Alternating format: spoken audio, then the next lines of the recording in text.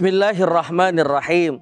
Assalamualaikum warahmatullahi wabarakatuh. Hamdan wa syukran lillah, la haula wa la quwata illa billah, amma ba'd. Tribuners yang dirahmati oleh Allah Subhanahu wa ta'ala, bulan suci Ramadan adalah bulan diturunkannya Al-Quran, yang mana Allah Subhanahu wa ta'ala lewat malaikat Jibril alaihi salatu wassalam menitipkan, mengamanahkan kepada baginda Nabi Muhammad sallallahu alaihi wasallam, yang mana Al-Quran ini menjadi petunjuk yang luar biasa untuk umat manusia yang ingin membacanya serta mentadabburi ataupun meresapi daripada isi Al-Quran. Kenapa? Karena Al-Quran mengandung banyak sekali keberkahan. Keberkahan untuk hanya bukan di dunia namun di akhirat. Yang mana keberkahan ini kalau kita saksikan, banyak sekali para salafun saleh yang ketika rajin bahkan sampai menghafal Al-Quran, Allah kasih keberkahan di dalam hidupnya.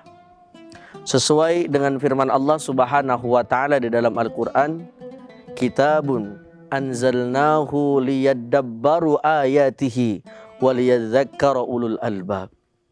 Yang mana Al-Quran pun bisa menjadi pelajaran untuk orang-orang yang mau mengambil pelajaran darinya. Apakah Al-Quran berlaku untuk orang-orang yang mempunyai masa lalu kelam lalu membacanya mendapatkan keberkahan? Tentu saja sangat bisa dan sangat istimewa. Dulu kita kenal seorang Wahsy yang pernah membunuh daripada Sayyidina Hamzah.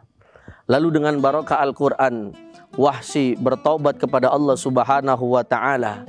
Lalu Allah jadikan Wahsy sebagai orang yang istimewa.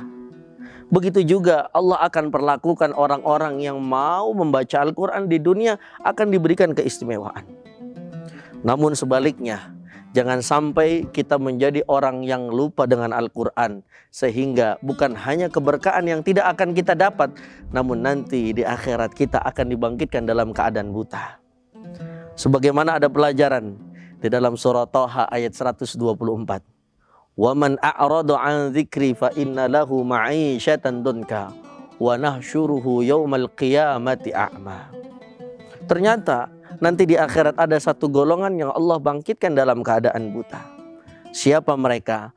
Mereka-mereka yang ketika di dunianya tidak mau membaca, tidak mau mengenal, bahkan tidak mau meresapi apa isi Al-Quran. Maka dari itu, di bulan suci Ramadan yang mulia ini, marilah kita raih banyak keberkahan lewat jalur Al-Quran, supaya Al-Quran menjadi keberkahan di dalam kehidupan kita, serta menjadi sesuatu yang bisa menggetarkan hati kita, sehingga mungkin saat ini kita masih menjadi orang yang jauh dari Allah Subhanahu wa ta'ala. Dengan kita membaca, meresapi daripada isi Al-Quran, mudah-mudahan Allah terus memberikan petunjuknya kepada kita semuanya. Amin ya rabbal alamin. Tribuners yang dirahmati oleh Allah Subhanahu wa ta'ala, maka pada akhirnya teruslah kita berbuat kebaikan di dunia ini, terutama dengan meminta petunjuk dari Al-Quranul Karim. Karena sifat daripada Al-Quran adalah selain bisa menjadi penyembuh, ternyata Al-Quran bisa menjadi petunjuk, bukan hanya petunjuk yang berhubungan dengan dunia saja, namun petunjuk yang menuju ke akhirat.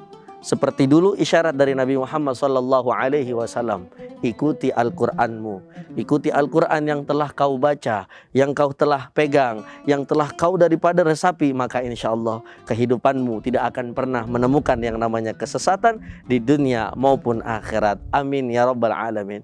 Tribuners yang dirahmati oleh Allah Subhanahu wa ta'ala, maka dari itu di sisa-sisa bulan suci Ramadan ini, mari ihrus ala ma yanfauka, kita gunakan waktu kita gunakan setiap menit kita untuk terus meresapi membaca Al-Quran, sehingga Allah menjadikan kehidupan kita penuh dengan keberkahan. Amin ya rabbal alamin. Pada akhirnya, wassalamualaikum warahmatullahi wabarakatuh.